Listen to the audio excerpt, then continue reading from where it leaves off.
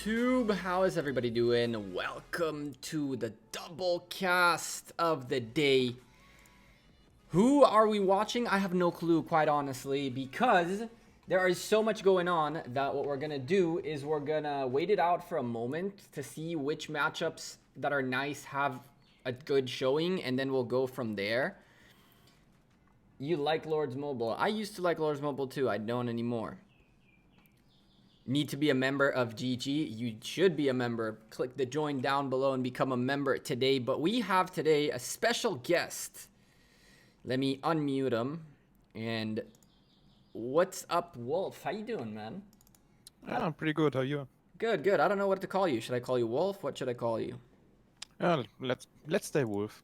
I think it's all right. So Wolf is our co-caster of the day. He's actually a JWM member who has been I've known for quite some time. He is one of the reasons, whether he knows it or not, that I joined the JWM. He was one of those people who told me how good and awesome the people in here are. And now we get to co-cast. So what are we watching? Because I'm looking for good matchups, and I'm not seeing people showing up to their matches, which is very frustrating. Are you finding anything interesting that has, like, you know, not a 13 against 23 or 9 against 19 or something like that? Not yet. I'm actually. Yeah, I'm looking in POB 1 at the moment, but it doesn't seem full. Yeah, I think that after casting the first couple of weeks, I realized that the best thing to do is to fire this up and then figure out who is a good matchup based on the people that are showing up. I see Division 5, Art of Annihilation against Rend. They're pretty close in power and about 200 million power difference between the two, but the weaker alliance has 2 more members online. So we'll keep an eye on that one, Division 5. Soldier Matrix recommends Division 11. Who do we got here? There's a 23 against 20. Mad against KSS.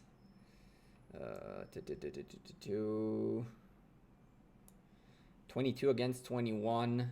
About 200 million power in between the two.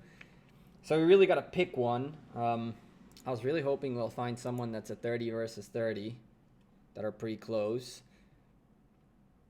I mean, someone has some alliance has 8 out of 13 showing up. Like, I don't understand this.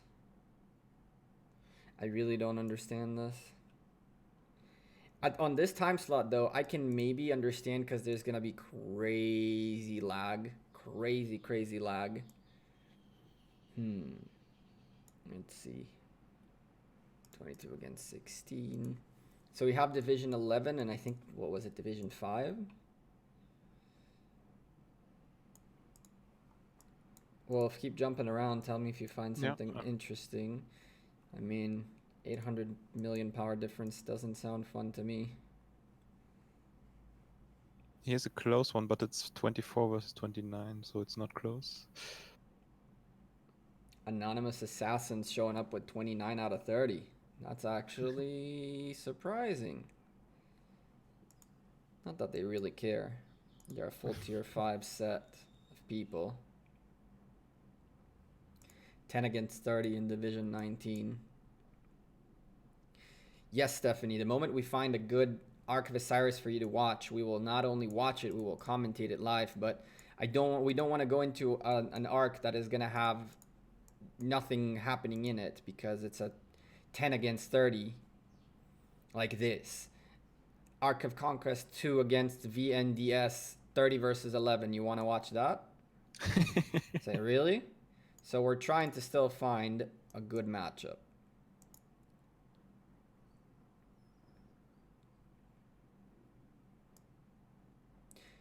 Have I joined the Ark of Osiris today? I am not in the Osiris League. I'm not in the Osiris League lineup. So no, I have not. True, that's a bit too much. Division 11. Sin versus... the problem with these guys is that there's over 300 million power difference between the two. Mm. This is a bit too much, way too much of a difference between the two. Oh, come on, man. Find us a good... We need a good matchup. No.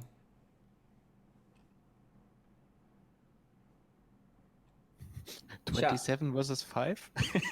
Chat, what do you guys say? Division 12, 1-3, the squad against Legion. 206 against whatever this is. 28 against 27. You know what, Wolf? Let's hop into this one. Okay. Division 12, it's LEG against I'm in. 130. Cool. Let's go take a look what's going on here. So, chat, let us know about volume, by the way. I don't know how you guys hear Wolf or not. So we're currently in the Ark of Osiris, looking at the beginning of the match, kind of like about a minute and a half in before the sky altars and shrines open up. Both teams picking up the first set of buildings. Let's go take a look very quickly at the teams on both ends. We have 130, 1341 with a leader with 94 million power. Not bad, not bad. People are still porting in. This is a 30 versus 29 in the favor of a weaker team, which I like. And what you see directly is that the blue team isn't actually doing rallies at the start. They're not rallying at all. Wow, okay. So blue team is not rallying at all. Red team has rallies already marching towards their enemy's obelisks. Oy boy. Here we go again. The blue team is gathering a lot of forces in the middle right now. So I believe they want to do the initial arc. Blue team focusing primarily on middle right now, as Wolf mentioned, and we're looking at huge presence. But the arc has 7 minutes and 34 seconds until it starts. And in the meantime, red is aiming for outposts, aiming for obelisks, rallying both the blue obelisks. And in a moment, altars are going to open up, as well as shrines of life and war. And we're going to have to see where the blue presence is on the points per minute game. All constructions unshielded, and red team starting to take over the map. Pretty even takeover. Blue team taking all their buildings, red team taking all their buildings. Looking like a very even matchup as of right now, but the rallies are on their way, and if blue team fall asleep, they might lose an obelisk. I see a big disadvantage of the strategy of the blue team. Like, they have so many troops in the middle already, the teleporting will be difficult, at least for some. So teleport, yeah, that's a really good point. Because of so many troops on the battlefield, we're looking at 1, 2, 3, 4, 5. 5 members that will not be able to teleport because they have troops on the battlefield, which means no teleports for them. It didn't stop blue team from porting and using all their ports, and red team actually keeping 4 for themselves. So, that's going to be an interesting one. Let's go take a look really quickly. Blue team a little bit in the lead, just a little bit. They took their buildings first, and I want to quit really quickly and come back in because I want to remember who is who and which power, who is the stronger one out of the two. So let's go take a quick look in Division 12. We're looking at Legion, the blue team, having more power than the red team by a good 200 million power, but they're 2 members short. So we got to remember that. The blue team is, in theory, the stronger one, and they are indeed leading as of right now.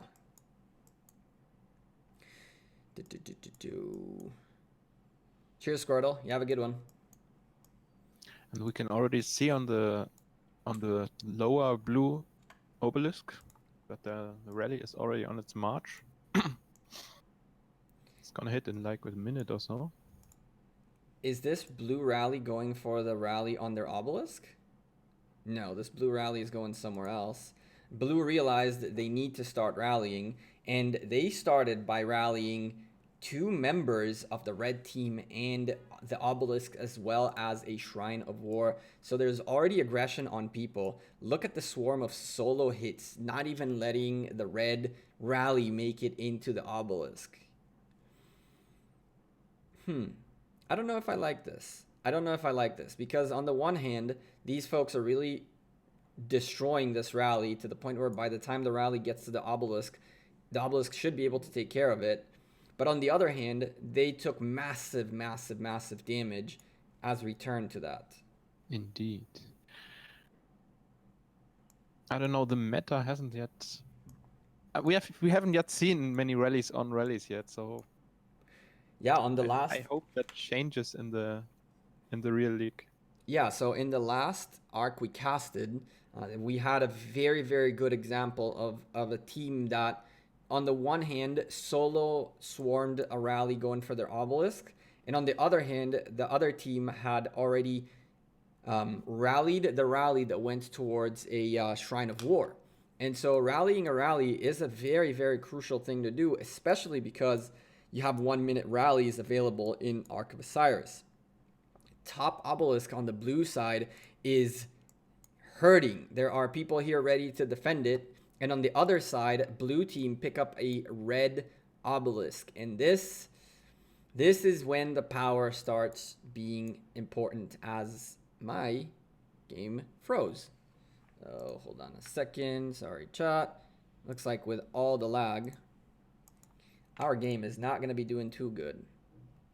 But in my opinion, the issue with the obelisk being taken is mostly because they didn't teleport around it. The red team has one guy teleporting to this. Of course, it's a big guy, but they have one guy teleporting to their obelisk, but I'm a bit surprised by that, to be honest. And how many teleports they have available? 7. Indeed. That is a huge problem, and I guess this has to do with the fact that they have marches on the battlefield that they didn't teleport, or else it kind of doesn't make sense, right? You have the teleports available. If you didn't prepare ahead of time for teleporting to be able to teleport, this was Division 11, right? 12. Okay. Where are they? Here they are. Now it's a 30 versus 30. Oh, 28 versus 30, sorry.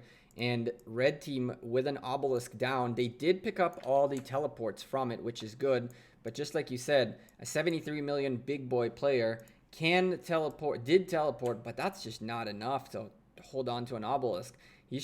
Someone's trying here to solo hit this obelisk, and she's completely unsuccessful at it. And now this big guy is stuck with an obelisk by himself, and the blue team, you remember how you said they weren't rallying? Well, they are rallying massively right now. Yeah. Red team trying to hold on to their bottom obelisk as well. Living Squad attempting to send in the reinforcements and making it in just in time. 2 red altars are blinking with rallies on them. And boy, oh boy, this does not look good for the red team, who already lost one. They did have 3 altars very early on, but they didn't manage to pick up first occupation from what I'm seeing. And so match is still decently even, except for the fact that this red obelisk is under danger. And the 3 folks that ported in here are not able to slow down this rally whatsoever.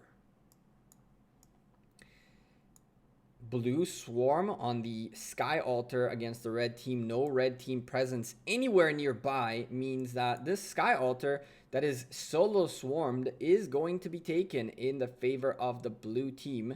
Blue team picking up three altars now and still putting pressure on the obelisk, which now turned blue as well. And boy, oh boy, Faye, I think you need to find us a new matchup pretty soon.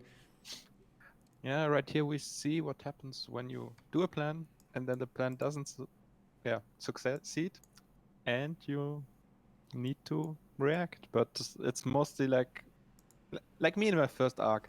You fall into stress of arc. What do you do? What do you do? And in fact, you need some experience to how to react. And Yeah, that And maybe does. these have seen these situations. Maybe we see here a clan on the red side that hasn't yet seen a strong alliance as opponents. Not only not seeing a strong alliance as opponent, but potentially, since we don't know what's going on in Division 12, this might be a crucial matchup for the future of whoever is inside this division to try to make it to the playoffs. And so while LEG might be a little more inclined into pushing and trying to win, 1-3-4-1 might not really care anymore, as they potentially don't really have anything anything to fight for, as they might be out of the competition. I don't know yet. I haven't looked at the division, but it looks like blue team, 43 minutes in, picks up the Ark of Osiris pretty much without anyone contesting them, and 3 altars in their favor, all the shrines in their favor, all the obelisks in their favor. This doesn't look good at all. 250 points per minute in the lead for the blue team. We already have some folks letting us know about other matchups happening. I'll go take a real quick look at Division 29. Let's see what we got out there before we continue. The blue team got their 29th player just, but yeah, it doesn't matter for our cast. There is, Big Rick becoming a new member of the channel. Thank you, Big Rick. Now you have access to the custom emotes and you look green and have the GG right next to your name. I appreciate you. Thank you. Let's try to hop into Division 29. Let's go with 95HN and TXRD in Division 29. This is looking okay. Blue team are the stronger team, and they definitely own a big majority of the map, but 2 obelisks in the favor of the red team, and red team holding on to a small lead for now. Blue team rallying this obelisk, and it's not looking pretty. Looks like blue team is really putting pressure in here. Is this a blue team?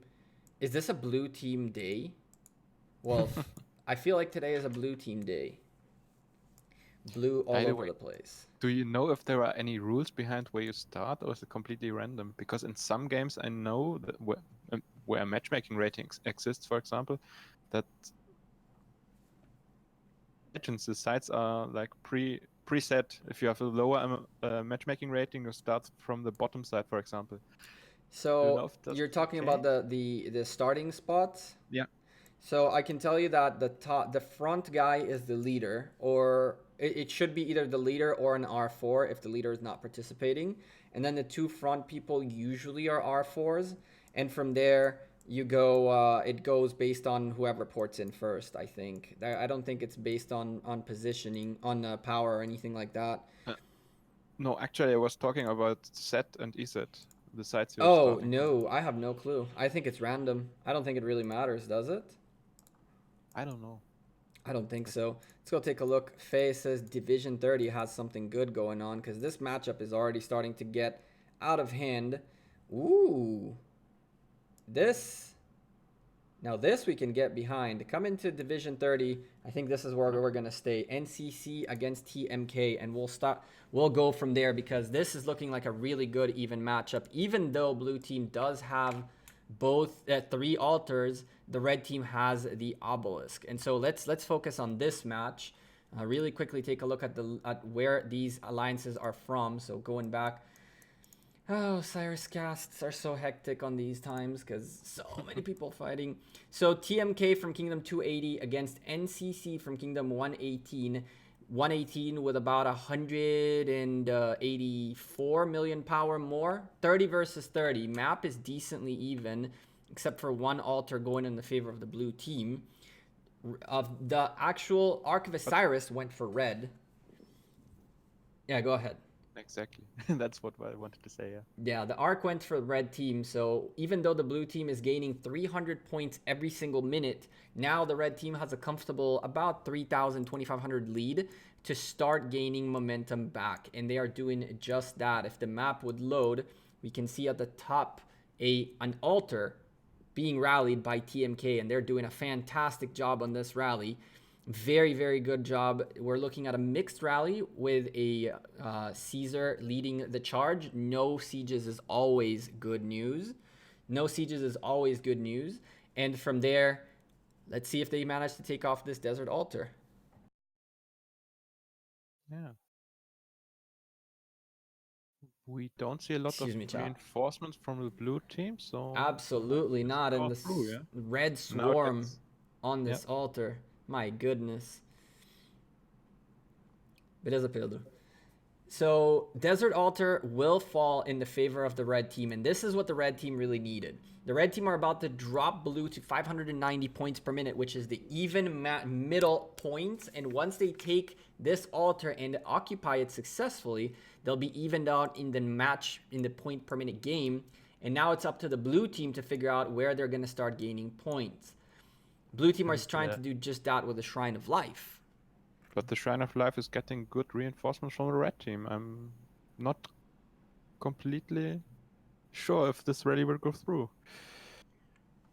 Let's take a look. In the meantime, while this rally is still hitting and the marches are making their way to help the Shrine of Life, 3 rallies are set by the blue team and 1 from the red that is waiting. It's going towards the Shrine of War on the blue side.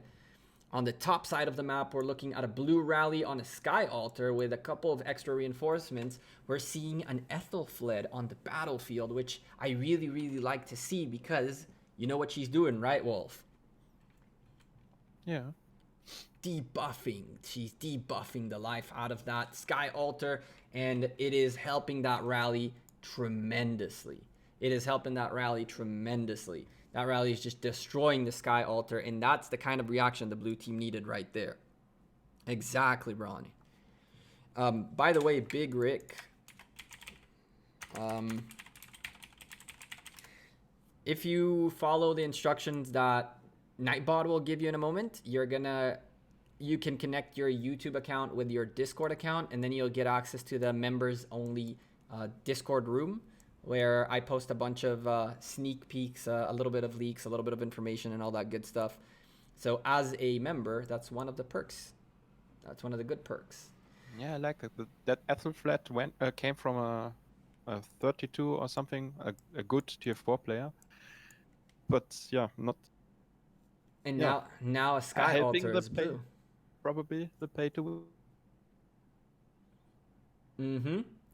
You got cut off there because Discord is a pain in the butt, but yes, that is exactly right. A 32 million power player went to help a pay-to-win player with debuffs. This is exactly what we talk about when we say there is an important role for even free-to-play to the weaker middle-tier players of an alliance. They can be very, very helpful to their tier 5 whales by helping with debuffs, helping with buffs, helping as support roles. And that's exactly what that Ethelfled did.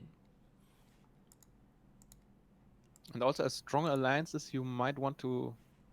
I don't know how to say it, but most like stronger players are maybe not as keen on. Are not keen on what? Sorry, Discord keeps on gathering resources. So I believe a free-to-play player is more often gathering resources, and therefore maybe also an Osiris. Correct. So that could also be via provisions. We have seen so many times provisions win the match. It's been a couple matches now that we've seen provisions winning the match. And having a free-to-play player who is focusing on that on your arc is potentially a winning move. Blue team, though, rallying a red obelisk, and the rally is looking decent. The folks that are out here next to the obelisk are not very focused on the rally right now. They're not very focused on this obelisk. Hopefully they will get themselves into a position where they can protect this obelisk. Massive lag all over the place, chat. Just so you guys know, this is that slot that is super, super active. Most of the game is doing their Arc of Osiris League right now. And so an absolute lag fest, as this obelisk could go down. If these solo marches hitting and swarming this obelisk do not make a little bit of an extra reinforcement to the obelisk health, and this obelisk falls, it's going to take a 3-minute cooldown for the red team to get their obelisk back in their favor. Neil Hirst is asking if a 5-5-2-1 Khan is good for use. I believe yes. He's at least better than most of the epic commanders, in my opinion. Correct. That is correct. Anything above 5-5-1-1, well, 5-5-1-1 and above, you are pretty much set to use them instead of a expertised epic. And so Obelisk looks a little bit better. Red team kind of woke up and started swarming this rally and reinforcing the Obelisk, even switching the commander leading the Obelisk.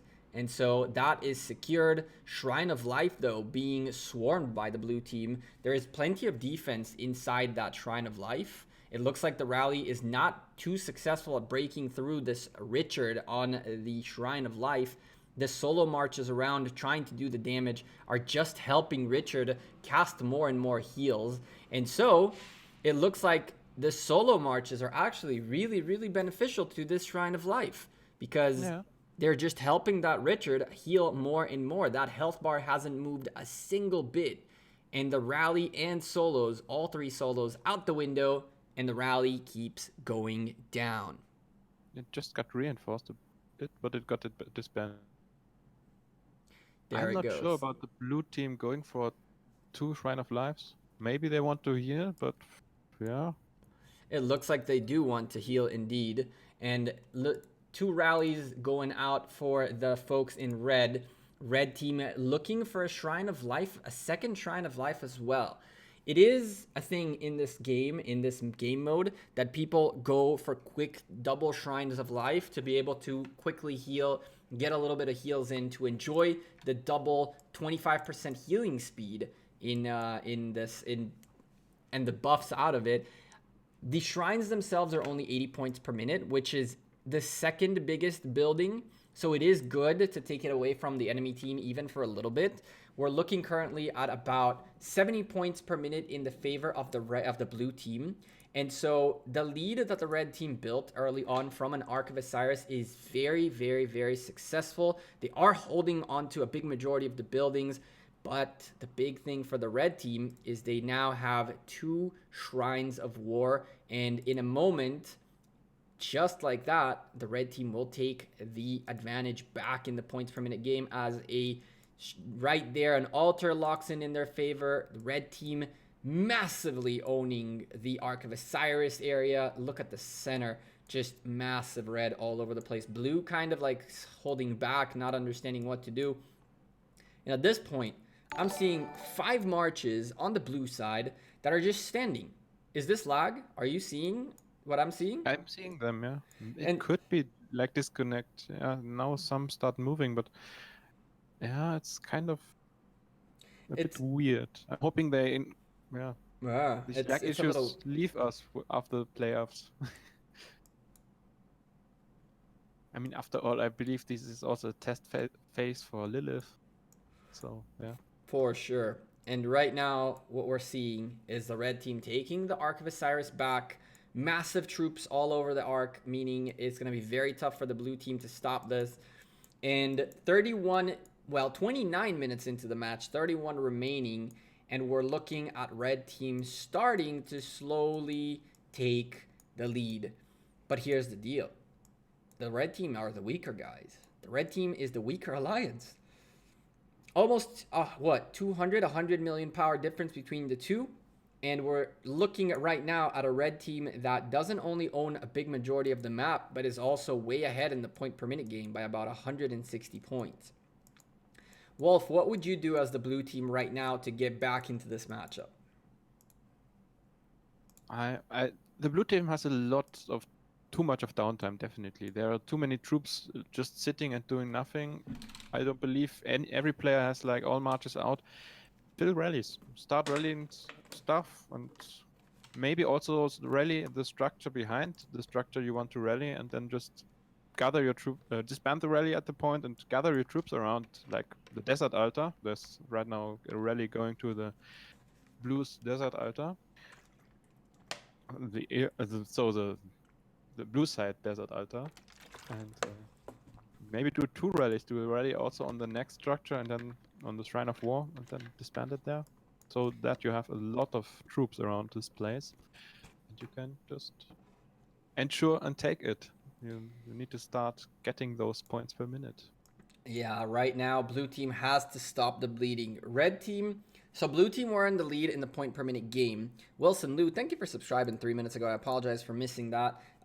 But blue team had the lead in terms of the points per minute early on. Red team picked up the Ark of Osiris to get themselves a lead in the points themselves, and then used that lead to start gaining momentum and slowing down the blue team's progress. Now blue team has to start reacting and figuring out how they get back into this match. Right now, red team is too much in control. Red team chooses where they go, what they do, and how they do whenever they want, and blue team is stuck having to react consistently to what the red team does. And so the whole point right now for the blue team has to be get those rallies out, put the pressure down, multiple rallies on the battlefield at the same time. They currently have 2 battling out. 1 is waiting and 1 more mobilizing. 5-minute rallies on Ark of Osiris is a huge no-no. It's a huge no-no. Remember that Ark of Osiris is a time-based game and it's a points per minute game. And so a 5-minute rally is so critical that you can have all your rally ready 2 minutes in, but you're going to wait the 3 minutes versus going into a possibility where you have a 1-minute rally set up, and then from there, when the rally gets set up and everything is good, worst case scenario, you wait an extra minute, and best case scenario, you just push out. Rallies have to be 1 minute only. 5-minute rallies are a big no-no. And in the worst case, in those 5 minutes, maybe the battlefield has changed. Maybe another structure would be the better rally target or something. That's also a point. Exactly. And blue team are starting to figure out what they want to do. They're holding on to 2 altars. They just lost the sky altar, as I mentioned it. Looks like a rally on the sky altar was very successful. 4 people holding on to the sky altar was not good enough. They are trying to take a desert altar back in return, and it seems like they will take a desert altar back in return.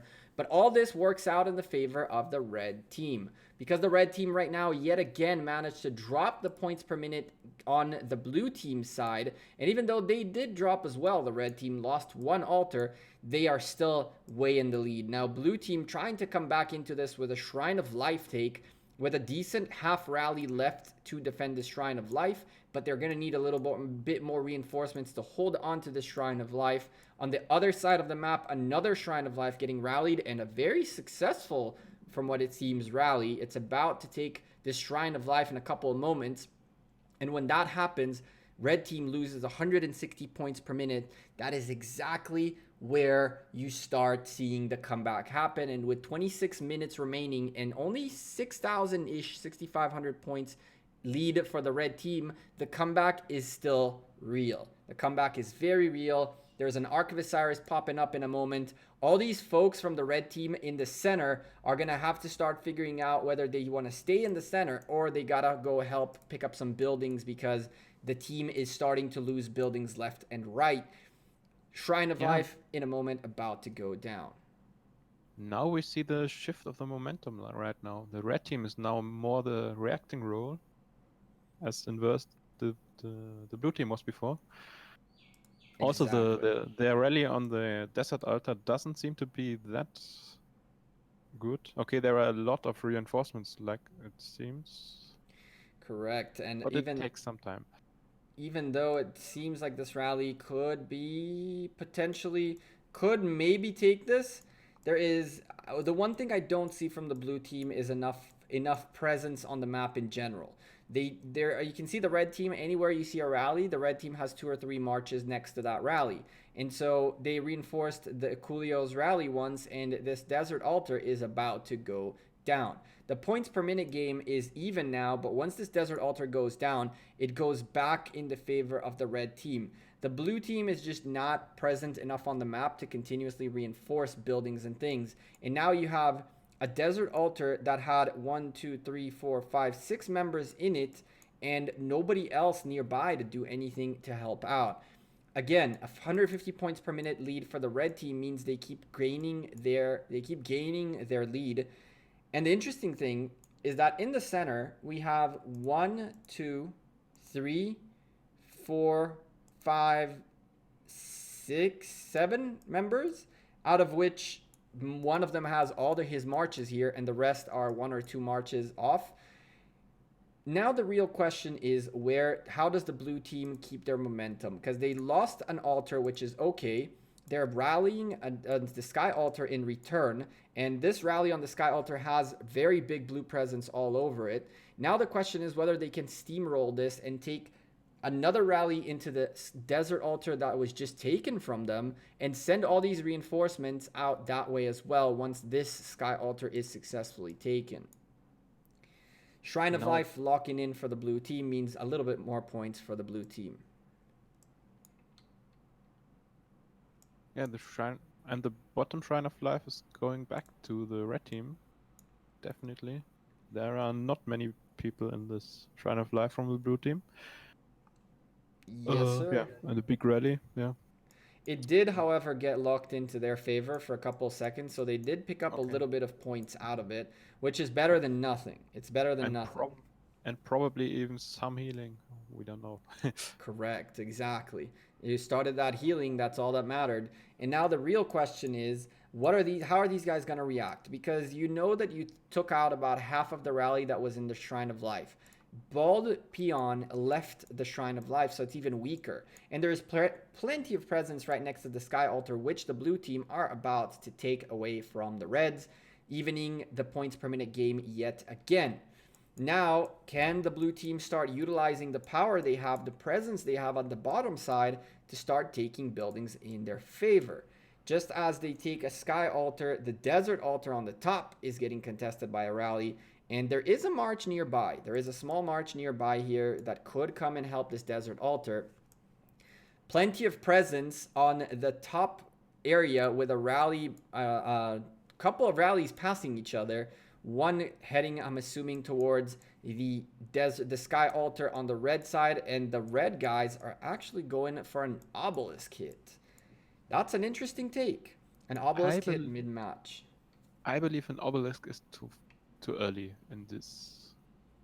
I believe they should focus on sky altars and so on. While I do think that I can agree with you to an extent, but what I'm seeing here is 1 march, 2 marches, 3 marches making their way to reinforce this obelisk. And so the red team might not win that obelisk, but they did divert the attention of a few marches away from important places. Now, Desert Altar looks like it's about to go down. 2 solo marches, 3 solo marches, 4 solo marches trying to hit the rally, but not joining the Desert Altar. We keep seeing this mistake being made. Desert Altar about to fall in the favor of Reds. And even though the blue team did weaken down this rally quite significantly, the moment they lose that Desert Altar, they also lose the points per minute that Desert Altar had in their favor. And even though they will be able to take it back, maybe pretty quickly, that's 3 minutes without points that the red team are gonna love. Yeah, I like the strategy of the red team, just taking the arc and distracting the opponent. It works pretty well. Indeed it does. There is massive presence by Artemisia, whatever the name in here is. Some tier 5s marching back to try to hold on to the Sky Altar that's being rallied pretty successfully so far. The problem is it's a Richard against Richard, which means these rallies are going to take some time. Time is what blue team doesn't have. And on top of that, these reinforcements coming in are going to be even crazier and worse for the blue team. Red team making the same sort of mistake again. We're about to see if it works out the same way. These are tier 5s, so it's going to be probably better than we saw last time. But blue team with a Richard leading a rally and getting swarmed by solo marches does actually work in the favor of the blue team. So much rage regen is happening out of this Richard, who is a massive healer. And so the amounts of heals he does is stupendous. It is stupendously big. And so you can see that the health levels of the Sky Altar are going down. a little bit faster than the health levels of the rally itself. Although reinforcements coming in are going to make it tough for the blue team to take this. But again, 4 tier 5 solo hits on a tier 4/tier 5-ish, maybe it's only tier 4s in that rally, and they're just not able to do anything because they are helping Richard heal again and again and again. So much damage, so much rage regeneration by that Richard, and so many tier 5s about to go down. But on the other hand, it's all the same player, so who's attacking the rally? So I'm not so sure if there's a better option at the moment. I think that just joining the building and letting the building do the work rather than having that many. Yeah. But yet he has probably already a troop in the building, so I'm not so sure. I'm not a big fan of these swarms on a rally. I think that swarms on a rally need to happen only when your building is full to the max and you have extra marches to spare. But it's clear that the Sky Altar is still getting protection, still getting protected in there. And again, the rally is losing slowly and steadily, but the rally at the same time would have probably either won or lost already against the Sky Altar if the solo marches weren't hitting it and Richard wasn't healing as much. You can see that Richard's health on the blue team now is going so much faster now that he's healing much less. I'm seeing much less green heals on the blue side, which could be good news for red, who right now are holding 3 altars and gaining 250 points per minute more in their favor. And with an Ark of Osiris marching back, Bald Peon is trying to lock in this match in favor of the Reds. Oh wow. And look with what kind of troops he's marching. Those are all tier 1s, I believe. Those are tier 1 cavalries indeed. Wow. 200k or even more, 250k or something. That's impressive. That's someone who knows what his role is in Ark of Osiris. A full tier 1 march with the Ark. That's your job. Do it. While the Sky Altar is still getting rallied, looks like red team were being a little bit of a pain in the butt for the blue team. They took one of their outposts away and they're fighting for another outpost. They're kind of being a nuisance. They're trying to distract. They're trying to divide and conquer. And the thing about Ark of Osiris is it's so hard to keep up with 6 or 7 things at the same time. Yeah. The lag is real. Chad is saying that a lot of lag is happening, which is expected on these times, as I'm assuming there are over 100 arcs happening at this time right now. The match is not a bad match. Blue are not that far behind. The only thing that blue are not able to do is swing the momentum in their favor and hold on to it. Red team have been in the driver's seat this whole time, and blue team, for just reacting consistently, being down 250 points per minute and about 9,000 points is not the worst thing I've ever seen in my life. It is definitely an admirable attempt, as now blue team pick up another building, 200 points only in the favor of the red team. Ark of Osiris being delivered, 4,000 extra points. That's a lot, yeah. And Ghost. I used an auto clicker. Now a lot of less troops in the middle from the red team. They used to have a lot there, even in the downtime of the Ark. And now they are focusing more on the buildings, I believe. Correct. So now that they have a 12,000 point lead, right? It's one of those things where the Ark cannot give 12,000 points. The next Ark is a 4,500 point Ark. And so they know now that they can comfortably give up this Ark in an attempt to keep holding on to the point per minute game. If they hold on to the point per minute game and give up this Ark, they're okay with it. And that's why they're rallying absolutely anything and everything. Red team, blue team with 3 rallies out, red team with 3 rallies out, but both Shrines of War that are in the favor of the blue team are blinking and getting contested. And while this rally on a rally is happening on the Shrine of War at the bottom, oh yeah, hallelujah, it came out a bit too late, and this Shrine of War is about to go down, and that rally will break right next to it, and leaving a lot of presence of the blue team right here that they could still utilize. Red team trying to poke the bear a little bit. Blue team are just marching back home. Sadly, yes. Nobody's stopping. Yeah, maybe there was one mistake. We saw quite a lot of infantry in that rally of Minamoto. That might have been the point, that the rally being too slow to hit the other rally. One thing that is important to notice is that you can launch a rally on a rally the moment the other rally starts marching. Yeah. To march across the map takes more than a minute. And so if you want to rally a rally, you have to do it as soon as the rally left the other side to give you enough time to group up and to be able to potentially even catch the rally midway or just starting the fight on the building. The thing about this is blue team losing both Shrines of War, but they still holding on to 2 Desert Altars. The Desert Altars are indeed the most points in the game. 4 Desert Altars, 600 points. That's more than half of the points on the map. But at this point, 14 minutes remaining, 4,000 points out of an arc which blue team has 0 interest in, means that in 14 minutes, the blue team has to catch up 13,000, almost 14,000 points.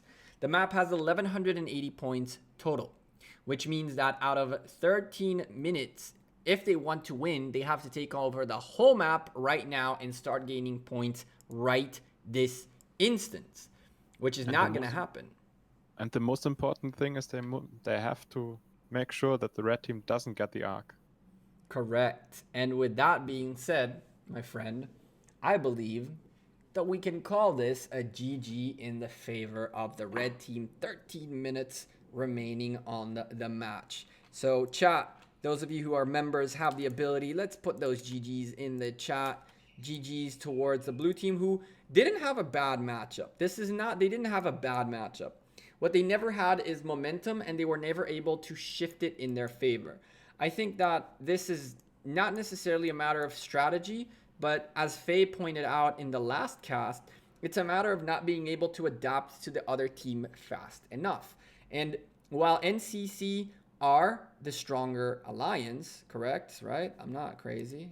I remember correctly that the blue team... No, I'm getting scouted. So too, yeah. I left the match really quickly to take a look. So yeah, NCC are the stronger folks. They're 184 billion power stronger on their lineup. And so you can say that maybe there are some reinforcements as the main folks never showed up. You can say anything you want. But the bottom line is NCC seem to have come in with a certain strategy. Red team read them really well. Red team managed to counter the strategy, and blue team was never able to react back to the situation. And you don't want to get to the point where you have to react in the first place. You want to be maybe the acting team, at least if you're behind. Then you want to be the one who does the actions. Correct, exactly. So even as the... First of all, it's kind of hard to be the team that's leading and having to consistently react. The whole point is that because you're leading, because you are the person in the driver's seat. But again, shifting momentum is all a matter of being able to divide and conquer. The best team that has the best ability to divide into smaller groups that are micromanaged inside are the teams that are really able to succeed. Because right now what ends up happening is if you have only the leader calling the shots, the leader has to do 60 things at the same time. Something falls in between the cracks, right? And so you don't want that to happen. What you want to see is groups, 2, 3, 4, 5, 6 groups of as many members as it takes, and one person who's calling the shots within that group. And so everybody knows their role, everybody has their part in the arc, and everything is much better synchronized. Mm-hmm. Bronny says you need at least 3 leaders in Arc of Osiris, bottom, mid, and top. I would go as far as saying that you need more than 3. You need 3 leaders that are the guys who set the strategy essentially, but you definitely need at least 6 people, 2 on each lane, that can split the work between them. Because being the one guy who has to keep an eye on an obelisk, Shrine of Life, 2 altars, Shrine of War, and enemy obelisk is way too much. When all the buildings start blinking at the same time, you don't know what to look at. But when you have the leader, and then a co-leader or a secondary, and then the rest of the members, the leader is the first one to call out things, and the secondary is the guy that says, rally was just sent on out. There's a rally on our way, this thing. There's a thing on that way. Someone has to be there to help the leader get the information quicker so that the leader can make good decisions. So if you ask me what's the best way to divide your team, I would probably say 3 teams of 10. 3 teams of 10. Yeah, that's right. I'm saying 10 in the center, and I'll explain why in a second. And out of those 3 teams of 10, you have 6 leaders, 1 on each lane plus a secondary. And the center guys, 10 guys in the center, have the leader of the center essentially is a leader of the center, secondary of the center, as well as support top and support bottom.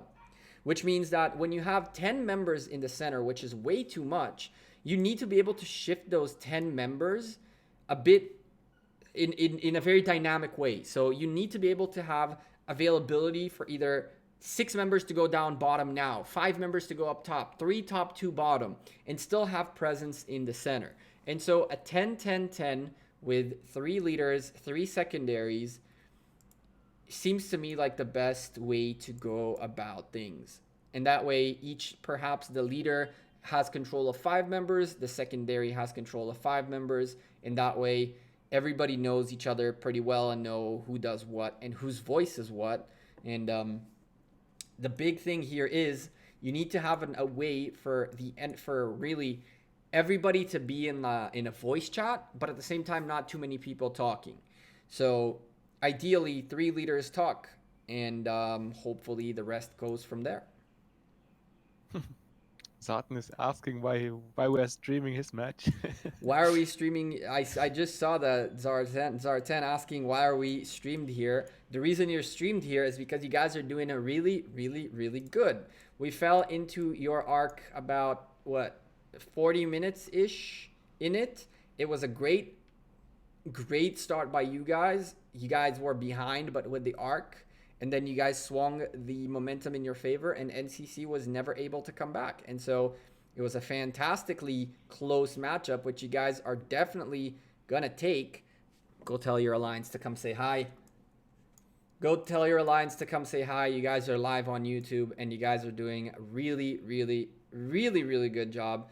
With the one exception, what are all these damn sieges on the battlefield, my dude? What are all these damn sieges? I mean, they are so far ahead, they don't need to heal, I believe. And these are accounts that don't have that many troops, and I believe it's just what they have. Put the sieges inside the buildings. Screw it, whatever. Why are they in rallies? No sieges on rallies, please. I beg of you. My eyes gain cancer when they see sieges in rallies. My eyes, I can literally feel the cells in my eyes go cancerous just from watching it. Sieges in rally are better than nothing in rally. Zartan, of course, when you do Ark of Osiris is a voice game. If you're trying to do it with text and and markers, it never works. It never works. You really have to get everybody on a voice call, and that's how you coordinate things. Well, what if I told you that the first few JWM arcs were without? Of course, and then UCS came by and and you guys realized that maybe it's better for us to talk and to be a bit better synchronized. High was the same thing. High, we did the same exact thing until we lost to PHR the first time, and then we're like, okay, we have to get voice. And then the second time we were in voice, and it was insane. We lost to an arc that was delivered like 2 seconds before the arc ended, which was nuts. So voice is almost a must. Definitely. You prepare full sheets? Yeah, I mean, Zartan, with time, people will take things more seriously. Now that you guys have beaten someone who's bigger than you and shown to your alliance that you guys are strong, and work on and tell them, listen, we had mistakes we got to work on, but you can see we can do better and we can be better. People will be more inclined to give this a more serious thought. It's very hard to get people to want to be competitive. And so the way you get people to want to be competitive is by giving them a bite of the apple. You give them a bite of the apple. Now they know the sweet taste of the victory, and when they lose, they'll want that sweet taste back. So this is actually a good thing for you guys. This could propel your alliance to start wanting to be more competitive, but do not let your alliance think that you guys are superior in a sense. You guys got a really good strategy and a really good matchup, and you guys can do better, but don't let this be a one-off. Quickly have a look at the blue side Shrine of War. It's impressive YSG damage. Now it gets defeated, but it was impressive YSG damage. YSG in the Shrine of War and got swarmed. The numbers were impressively high. In the Shrine of War, yeah, I barely managed to catch the end of that. I was looking at the Shrine of Life that was just destroyed. Blue team could not take it away from the red team. Insanely good hold from blue on this side. Insanely good hold from red. It really looks like these folks are on their thing right here. It looks like the red team understood the point, which is consistent rallies at all time. I've not seen one rally by the red team that is not a 5 minute. That is a 5 minute rally. All of them are 1 minute rally, and so we're consistently seeing red pushing, and never giving blue team a moment to breathe. Yeah, that is one key to victory in Ark of Osiris. Phase sarcasm. Yeah, go ahead. And now we see a Sky Altar which is guarded by a Lothar. Yeah, a Sky Altar guarded by a Lothar is a big slip up. Oh, no, it got changed, but yeah, a Lothar doesn't do much against Genghis Khan. Mm-hmm. Now we see the better commander. So Faye is using a little bit of sarcasm and saying, fun fact of the day, there are 2 entrances and exits into the mid lane. Teams can go in and out of both sides. That is true. One of the things that we've seen happen more often than not is that a team that is leading and not giving too much focus to the Temple of Osiris early on, take the buildings surrounding the middle all the way to the outpost on the opposite side, and now the team that has the Ark has nowhere to go. So positioning on the map, this is a free movement map, like everything in Rise of Kingdoms as of a few updates ago. Utilizing the free movement to place yourself in positions that you can catch people off guard is super important. I like the route through the middle. It's also, I like playing the distractor in Ark of Osiris. I like going with I have a 50k tier 1 march, a tier 1 cavalry, and I like going in the backline and just annoying enemies by taking their outposts because they are unguarded sometimes. That is one of those annoying plays that actually have huge impact, right? 3 outposts are 90 points per minute, and when the match is really close, every point per minute you can take away from the enemy, and every single second worth of distraction you can get from them is fantastic. We are a minute remaining. We have a minute remaining. Let's go take a quick look at the red team. Artemisia, I think that her name is, doing fantastic 86,000 solo points. I see a bunch of people here with the custom display pictures that Grim Reefer used to make. I don't know if these guys got it from him or copied the idea. I don't really know, but Grim is the guy who started making these special, like, commander level looking like display pictures. Red team with 25 members above the 10. One member a bit close, so he will most likely, maybe he will make it, maybe not. That's going to be so sad if he doesn't make it. Oh, he barely, no, I don't think he's going to make it. That sucks to get stuck at 90. He did, okay, wait, time out. Red, give me red, please. Okay, whatever. Victory for the red team. TMK. GG's, folks. This was really good. Aloha showing up for Artemisia as the freaking champion of Egypt. 90,844 points. Kingdom 280. Showing they got game. They got game. They beat someone much bigger than them. And let's look at the battle completion report. More kills in the favor of the red team. More heals by a lot for the red team. Wow. Red team really wanted to win this. Way to go. I don't think this is a bad thing. I don't think this is a bad thing. If the red team wanted to win and knew they had to do this, then they had to do this. With having their their Lost Kingdom happening right now, maybe it wasn't the best idea. But again, hey, everybody plays the game differently, and if these guys found it worth for them to do this, we can't say nothing about that. We can take a look really quickly at the points, and we can see that red team pretty much won on everything, but the main chunk of their lead came from 4 Arcs of Osiris. Provisions, 5,000 point lead. Occupation, 5,000 point lead. 4,500 point lead, and then a 15,000 points on Arc of Osiris. 26 occupations versus 23. 25 teleports available used by blue team against 24 on the red. I never knew that if you scrolled down you had occupations. Did you know that? No. Occupations, I'm assuming occupations means how many times have you taken a building out of another team. And so I understand it as well as that, yeah. It looks pretty even.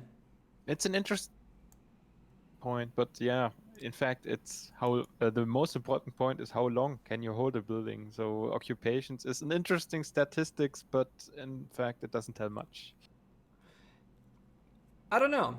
I think it does, actually. It tells a good story of the red team, right? Because if the red team have that many points ahead, it means that they held the buildings longer.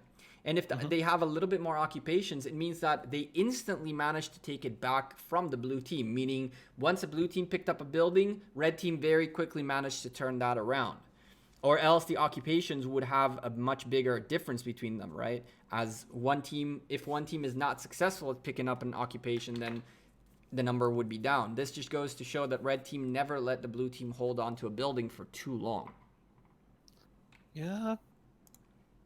You could interpret it as that, yeah. I would like Lilith to have like a building by building report, like where you see this building hold for so and so long, and for sure they have the reports on the battles, so on the battlefield itself. But that's a good point to give to send out to Lilith, like, hey, we need more stats. We need more stats out of Arc, and you guys have those stats. It's just not available, I'm assuming. JWM just wrapping up their Arc of Osiris as well. I would definitely bet the house on the fact that they won their match.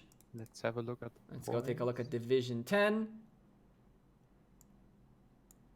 What do you know? 89,000 points against 3,400 points. This would have definitely been the best match for us to watch today. All right, folks, who are we watching on the second half of this cast? Guys, if you guys have any matches you guys see that are worthy, let me know in the comments right now. Zartan, tell your alliance big GGs from me. It was a fantastic match to watch, and I hope to see you guys again on the top. I'm wondering which division was that again? Do you remember by any chance? Was it 11 or 12, something about around these numbers? Let's see. SPZ, no. No, 11 was what we watched earlier, and LEG took the win against 3-4-1. Where is it? You don't even know which division you're in? No. That's messed up. Yeah, that should also be part of like in the top where you can look into the teams, and then there should also be the division. But yeah, I think it will change for the I'm trying to. for the playoff stage anyway. So I want to see. I want to see where they stand, in terms of wins and losses. I don't see them in here. This was that matchup, Division 30. Did I go to Division 30? I was there. I didn't see them. Am I blind? I am blind. Ooh. Now this is interesting. Now this is really interesting. Old Guard, though, are going to make it really rough for... Oh, buddy boy. Old Guard have to go up against Liberation Army, and if Liberation Army lose this somehow, this could be a 2-2 situation. OG against Liberation Army going on right now, but there's such a huge gap in power that we're not going to go take a look at that. We're just going to hope and pray they get their stuff together. And there are also only 14 people against 30 at the moment. So oh, geez. Yeah. No, I don't believe that's going to go for Old Guard. We're going to pass on that one and move on to find... Ooh, LGX are recommended, although they got kind of pounded on by N88. My goodness, they got pounded on in Division 5. Grim, what happened? Let's go take a look. Start going around. Chat, if you guys find a good matchup, please let us know in the comments. Some of you, Division 32, Division 28. Okay, let's take a look at Division 32 real quick. No. No. Huh. So sad that some teams aren't full. Let's go to Division 32. Bloodlust against SHZ. Bloodlust about 185 million power difference. And I know the folks at Bloodlust, they're really good. They're pretty good people, or at least they used to be. I haven't talked to them in a long time. We can show them some love. This match looks a little bit even. So let's restart this cast really quickly. All right. Ladies and gentlemen, welcome to the Ark of Osiris League. We're looking at Bloodlust against SHZ, some Chinese crazy name that I don't know how to pronounce. If you haven't seen Ark of Osiris ever, Ark of Osiris is a match that is based on points per minute and buildings occupation. This is not about killing. It is not about anything but winning in points. The map is divided into two phases. We have phase 1, which you guys can see already, the buildings have been completely occupied by the two teams. And we have phase 2, which unlocks after the 52nd minute. So in 12 seconds, we're about to see the rest of the buildings open up. The way Ark usually starts is you start in your initial zone. People tend to go straight towards the obelisks and the outposts. That way they get as many points as they can as quickly as possible. And once the timers run out, you hold on to buildings for 3 minutes, as you're seeing on the altars right there. You can start teleporting out of the initial zone into the obelisk area. As you can see, teleports happening on both sides. And from there, the match really begins. There is a Temple of Osiris in the center, which spawns an Ark of Osiris every 15 minutes or so-ish. You have set a timer on the top left showing you when the next Ark is due. And as of right now, what the teams are doing is they are taking the map and starting to hold on to it. The map is a mirrored map, so both sides have the same buildings in the same layout. But the most important buildings on the map are none other than the sky and desert altars. We're seeing blue team not picking up their desert altar yet. The reason these altars are important is each of these buildings is an astonishing 150 points per minute. With 150 points per minute on each building, 4 buildings are a total of 600 points per minute. And on the map, you have a total of 1,180 points per minute. You can see the blue team taking some time taking this desert altar might be a huge difference because the red team will be able to occupy their buildings first. With me co-casting today is Wolf from JWM. What's up, Wolf? Hello.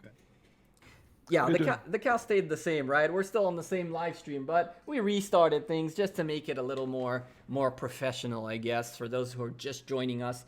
Let's zoom in and start looking at what's going on in the battle, as we overlooked at everything, and now it's time to go see some action.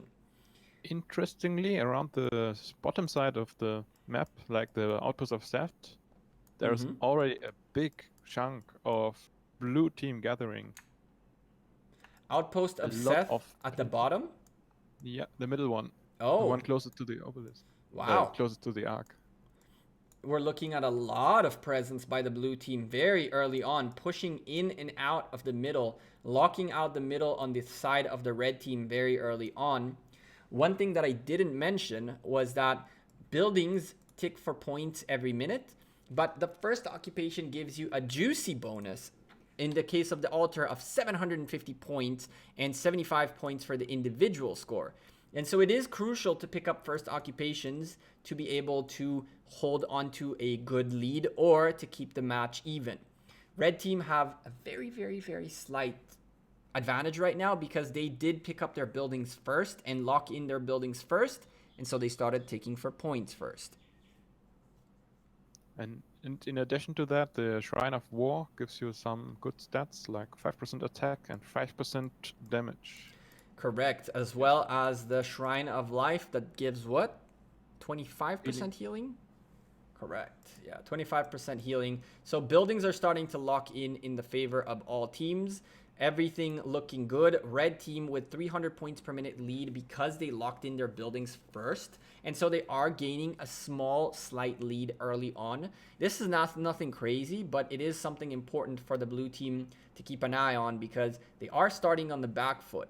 They still have 2 altars about to lock in. There's the first one and the second one is on its way as well. Look at the Shrine of War. So much blue presence right next to the Shrine of the red Shrine of War, and Bloody Devil was like, hell no, I'm gonna get out of here. First building to be attacked is the Shrine of Life by the red team, hitting the blue team, and the blue team has presence on the field, but so does the red team. This is looking really good as we're looking at 6 rallies right now. Red team battling their own and blue team still marching.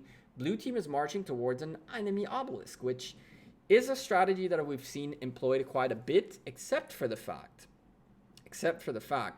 that at this point in time, the obelisks are already locked in and people have already ported towards them. And so the defense of these obelisks is going to be much, much bigger now than it was before.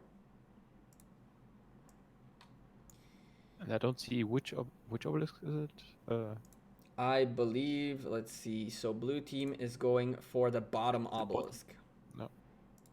And the bottom one is the one that locks in later. So yeah, I used to try the strategy doing a cavalry chow rally to the further away obelisk of the enemy team. And it worked once, so we got once a 3 obelisk start, which was great. The match was won by then, but yep, that's a very, very strong play. Blue team taking the desert altar away from the red team. Red team trying to react by taking a sky altar away from the blue team, and double sky altars being rallied right now. But blue team for now holding on to 3 altars and about to get a 4th one. It looks like Bloodlust started very early on, but really, really quickly, things are going to go downhill for them.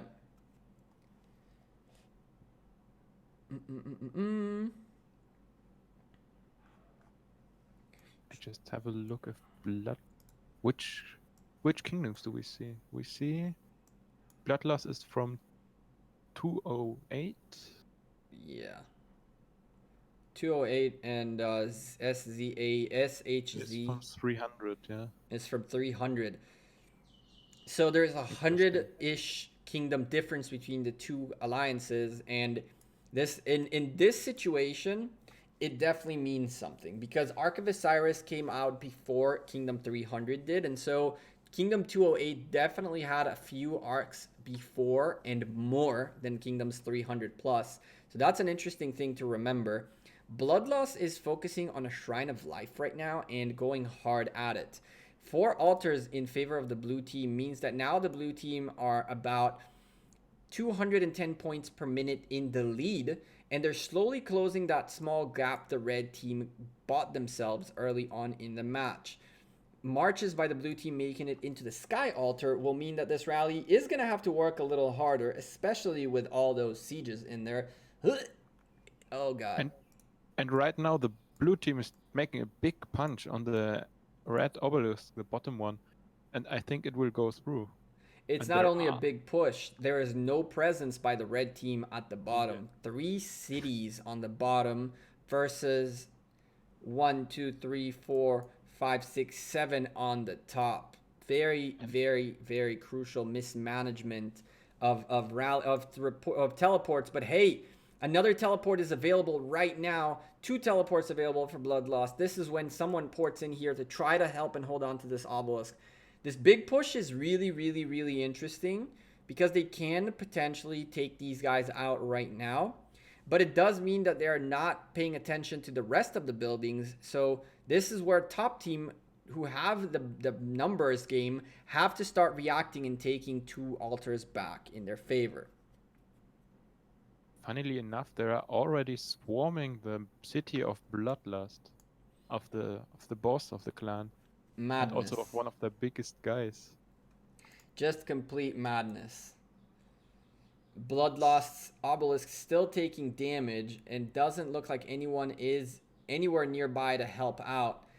Misfit Zen is trying to do something, kind of help the boss out, but the boss is about to get ported back, and the obelisk needs reinforcements more than anything else.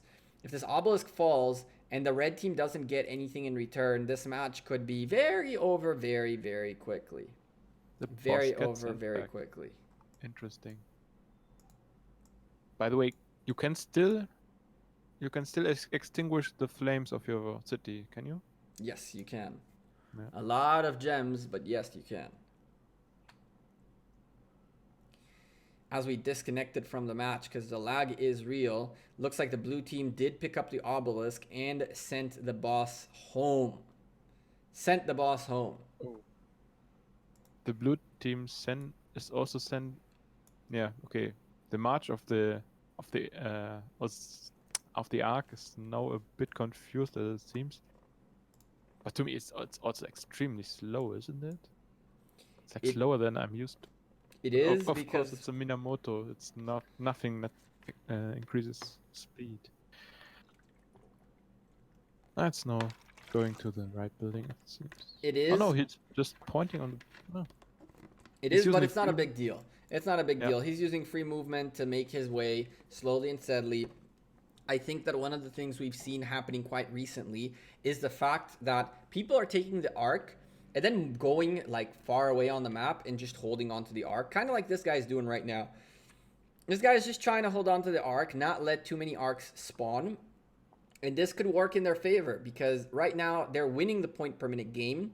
And they know the only way for Bloodloss to start coming back is by getting arcs. And so if you stop the arcs from appearing, ooh, this guy's making a crazy good play. He goes into the provisions to drop the arc to get rid of the debuff. I really hope I picked that up on camera because that was a fantastic play. He goes into the provisions, drops the arc so the debuffs go away, turns around, smacks into little Buddha, about to go smack into the other friend right there who picked up the arc, and boom, clean the zone, picks up the arc back. What a fantastic I didn't play. even know you drop the arc when you go to provisions. You do. It makes sense. And it's That's impressive. That was a very, very, very well executed play right there. Wow.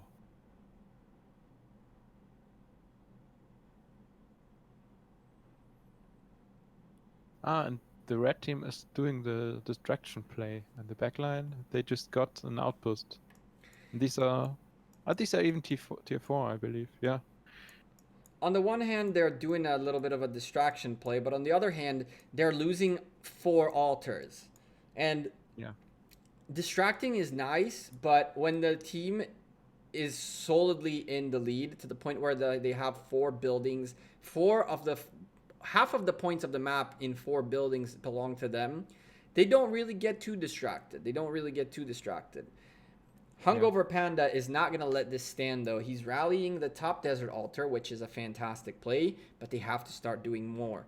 270 points, 200 and what? 90 points per minute in favor of the blue team, and they're starting to run away with it, picking up the Ark of Osiris. This is where Bloodlust needs to start waking up. And now the teleports come in from SHZ. Oh boy. The teleports to the bottom.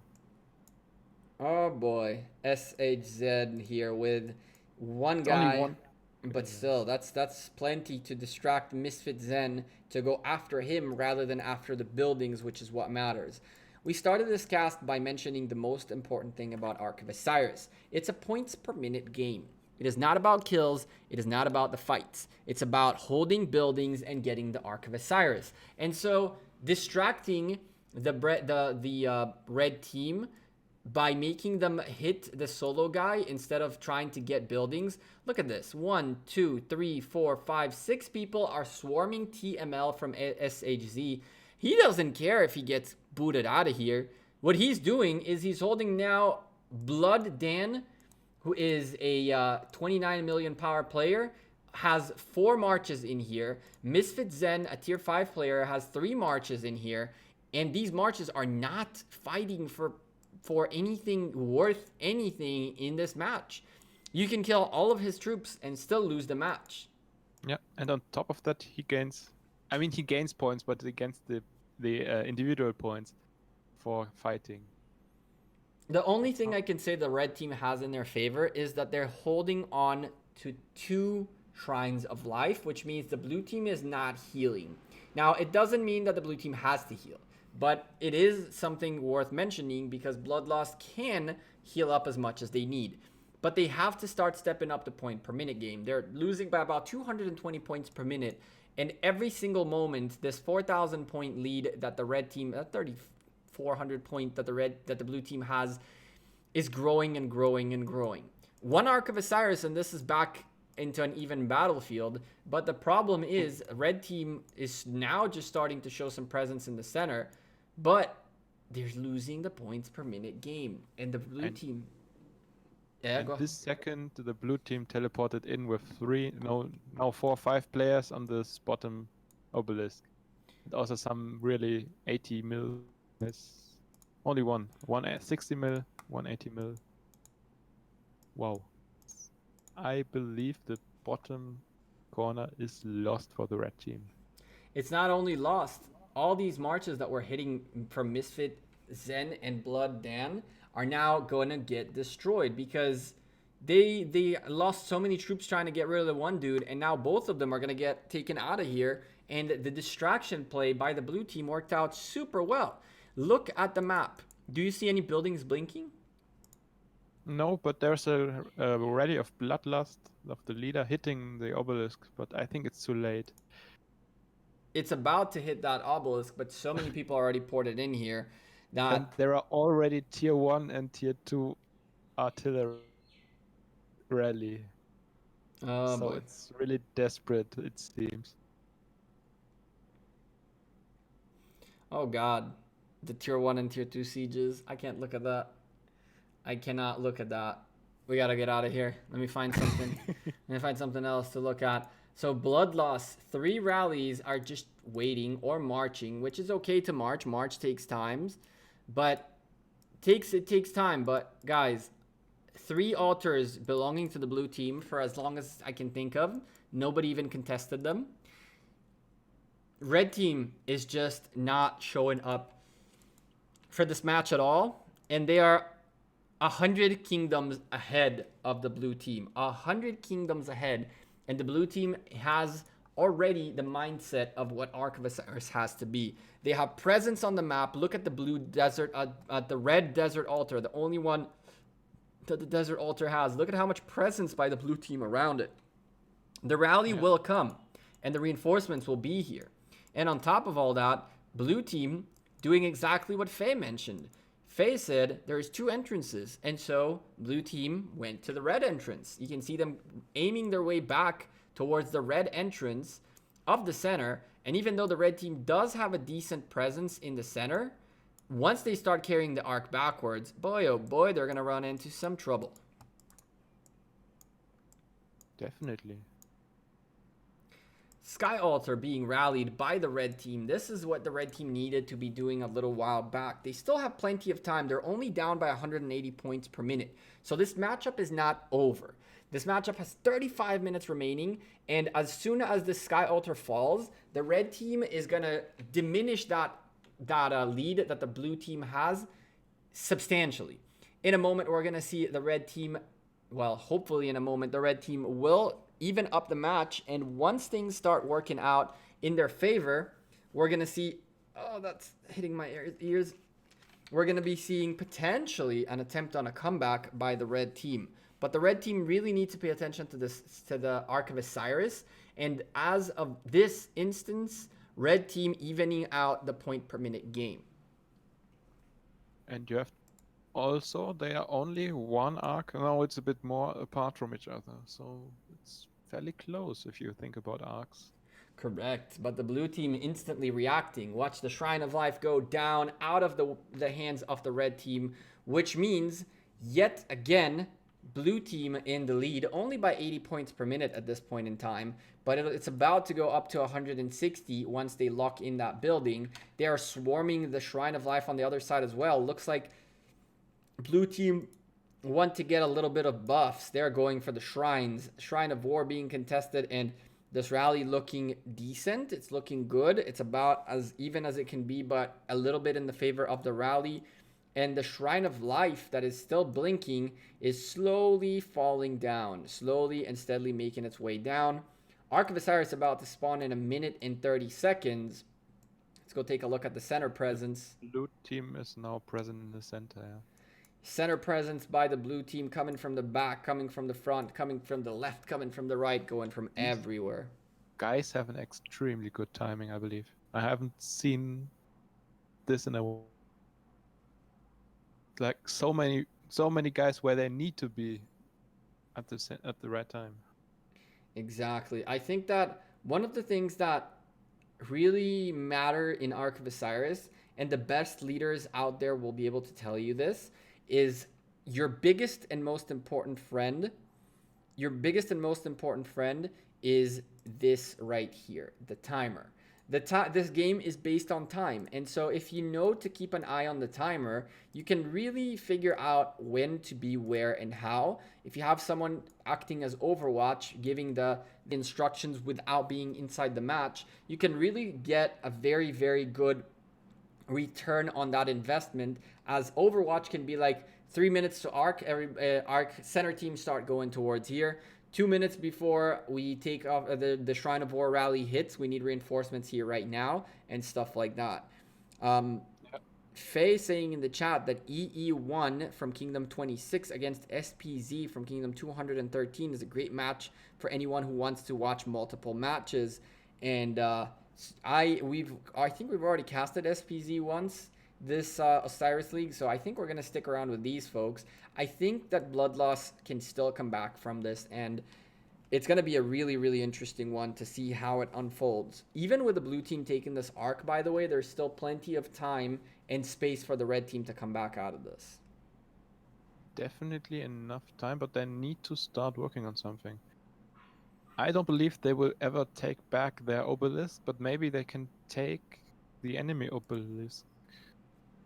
I'm not sure. Split from instead of having the mirrored map that is the standard mirrored map, which goes something like this on the map, start working on cutting it in the other direction. Take top and bottom against like what would be left and right.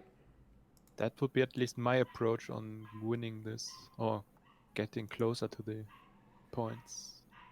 The most important thing for, and you guys can probably hear my neighbor's dog going crazy, but the most important thing right now for red team is to stop that arc. And what they are doing is, instead of fighting for the arc, which is currently marching, they're trying to get rid of the outpost of Iset. Problem is that outpost of Iset is really well defended, exactly so that the arc can make its way. This is when these solo marches need to make a choice. They either give up on this arc and get out of here while they still can, or they both together go and hit down the march that is carrying this arc. It is being very well escorted, that is for sure. It's very well escorted, but the escort isn't necessarily a shield, right? You can very easily chunk down this march with two cavalry marches. Miko approaching the arc carrier, trying to do just that. He can potentially drop this arc and give his team some time to get closer, more marches to get closer, but he has to keep paying attention and not let the arc march too far ahead of him. Right there comes the hit, and the escort notices the hit, and they turn their way into Miko. Miko can still take out this march. It's going to be a very rough fight, but he could still take out this march before getting killed. He definitely will go down, and he's even smiling with his Tao Tao. Going down, not able to take out this march with the arc. Oh, that has to be close. It's like 2,000, 4,000. Yep, and or something. And on the other hand, right behind the outpost of Isat, his friend who had another march out there is still in that encampment gathering, getting hit by Black Dog and probably going to get killed. But hey, this was really close. Yeah. Red team also fighting for their life in the Desert Altar at the top. 2 marches pretty close to come in and reinforce. So that's good news for the Desert Altar. But hey, they are also rallying the both obelisks at the same time. I don't think it's a good play to do both, but yeah, better than nothing, I believe. But also we see Minamoto and on the other, yeah, barely a Richard. It's almost done. Now it's getting swarmed on the top side. 2 marches on hitting hard at that top is going to get destroyed. That top obelisk hit barely got to the obelisk before it got chunked out of its mind. The Desert Altar is what interests me more. It has been getting reinforcements, and so is the rally. The rally is getting a good amount of reinforcements as well. Blood Dan making his way this way to the Desert Altar. Hopefully he'll be able to put some troops in and help out rather than try to get points by hitting troops outside. Right now what the Desert Altar needs is more bodies inside of it. The more bodies inside of it, the more likely more marches will make it into the Desert Altar. Blood Dan right now has 2 full marches that he could stick into the Desert Altar instead of fighting outside of the battlefield.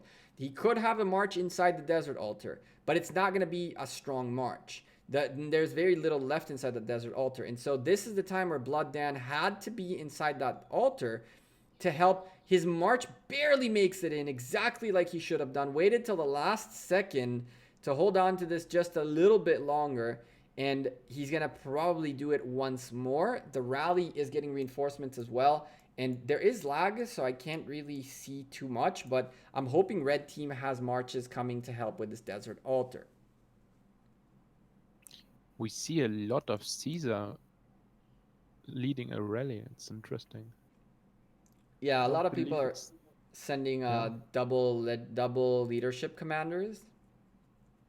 It's interesting, but I believe there are still better options for a mixed troop. Frederick maybe, but yeah, something different. Yeah, it's one of those things where I really like what blue team did here. They were rallying the Desert Altar and getting massive damage out of it, and then they rallied the obelisk as well on the same side. And now they had to make Bloodlust choose between the obelisk or the Desert Altar. Now, if the obelisk falls, Bloodlust are pretty much done for. And so they focused everything they had onto this obelisk, and in return, they lost the Desert Altar. Definitely. And with that, the points per minute game is swinging hard in the favor of the blue team. 440 points per minute for the blue team, and 7,000 and some points worth of a lead. Well, I guess 8,000 now points worth of a lead for the blue team. It is maybe over. It is not over yet. Also a question of mindset. If you're behind, it's really hard to come back. And in any case, so some people give themselves up pretty easily, and want to say it for the red team, but Where is this guy? Squirtle, you're on a timeout, buddy. You're on a timeout, buddy. He distracts me from a cast. Distracts me from a cast with the most important thing going on right now, which is after the cast is the brand new Gekko Gaming Minecraft server, which we're bringing up. And we found something very good in the server, and then he goes, accidentally broken. I was like, what? He's like, no freaking way. And now he's joking, distracting me from the cast. Even though this cast is not very, nothing very big going on in it. And my game just crashed to make things worse. I guess that's karma for timing out Squirtle. I wouldn't even know how to untime him out. That's the worst part. I don't even know how to untime him out. So he'll be back in 10 minutes, 5 minutes. I think that is, yeah. To be honest, the match really looks one-sided now. It the does. Blue team is taking a lot of buildings now. I don't see the red team being really on the map. They are trying to get the Shrine of Life, but also there is a lot of blue team around. At the same time, the blue team is rallying and now swarming the Shrine of War, which will definitely go to the blue team. And well, yeah, there is a new update apparently that we need to download to get rewards. That's good to know. Do that later. rewards of the league. What? What kind of rewards? Yeah, it's like if you download now the update, you get okay. extra rewards. Faye says Division 12 is looking juicy. Let me go take a look at that. Yeah, let's go there. Let's go take a look at that. I believe this match is done. Who are we looking at? Who are we looking at? Ooh, ROL against LO. About 200 million points health power difference between the two alliances. LO being the weaker one. And the map looks pretty even, down to the wire. Like literally 590 to 590 with the arc coming up in 5 minutes and 60 seconds. Boy, oh boy. Oh yeah, and the map looks really even. You little shit, Squirtle. A bit in favor of the red team because they... Oh no, not really. No, it's a split map. They swapped their own altars. It's a split map. It's an even matchup in terms of the arcs, and it looks like LO and ROL are going at it. ROL with a rally on the Shrine of War. But wow, this rally gets swarmed, but does even... Oh no, it does less damage than it gets, but it really does do a lot to that Chance Martel. Let me go ahead and get out and get back in. My arc was a bit buggy, and I was seeing notifications from the other match we were watching. Faye says that ROL are just now starting to come back into this, so let's keep an eye on ROL, who first of all are one member behind, and secondly, what? And secondly, they are trying their best to take buildings like crazy. They're holding on to the Sky Altar pretty well while rallying the Desert Altar, attempting to rally the Desert Altar away from the red team and the Shrine of War. Yeah, they are rallying the Desert Altar and the Shrine of War at the same time. Interesting play. So now, as we have seen in the match before, the red team has to decide on where to defend, but they will lose something in any case. On the other hand, what the red team are doing is they're rallying an altar in return. So if they trade altar for altar, then everything is cool, right? The point per minute game becomes even. But at this point right now, blue team taking a slight lead on the point per minute by 150 points because they took away that altar from the red team.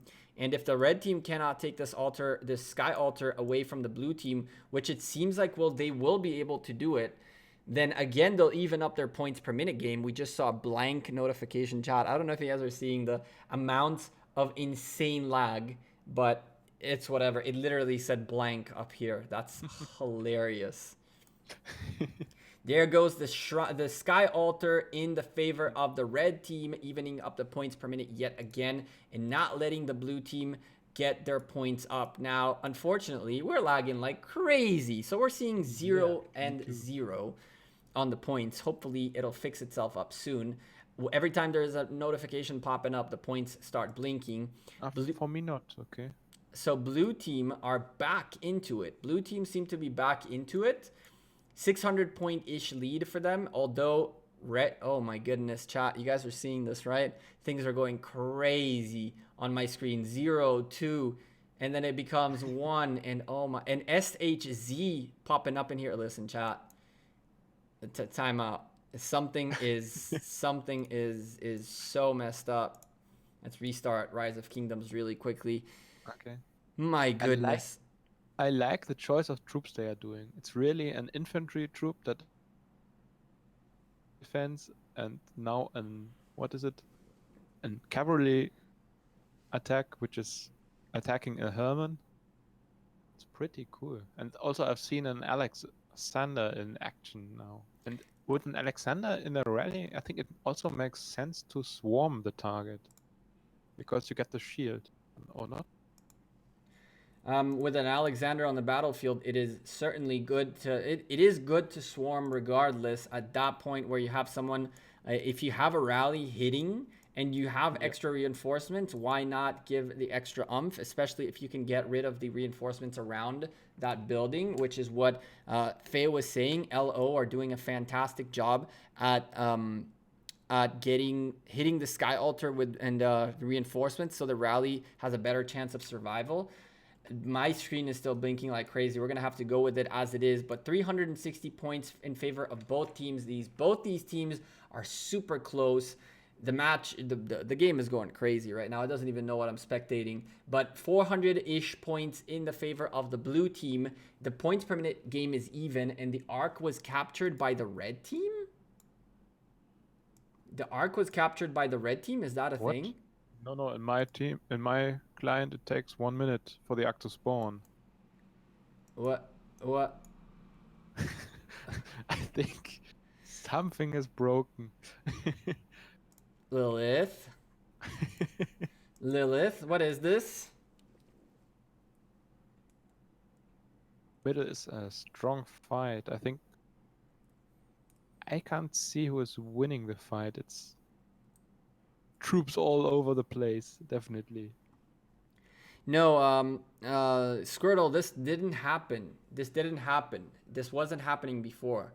I guess this is like consequences of lag, that things are going out of control in the viewer. Hopefully this is not something that happens long term. Let's try again. It could also be your connection a little bit, because I hear you a bit rough on the Discord. My connection looks a bit steady, but Discord is indeed sounding Ark. Yeah. Okay, so Ark is neutral right now. It's sitting on the temple. It now gets taken by the blue team, as it seems. And yeah, they seem to have more people in the middle. Yeah. On the one hand, yes, but on the other hand, red team has enough presence that they could potentially go and push for that and stop the Ark from moving around. Yeah, if you see the enemy team taking the Ark, focus. Just put troops around the Ark area, and most of the time you're good to go. Yeah, they are doing it right now.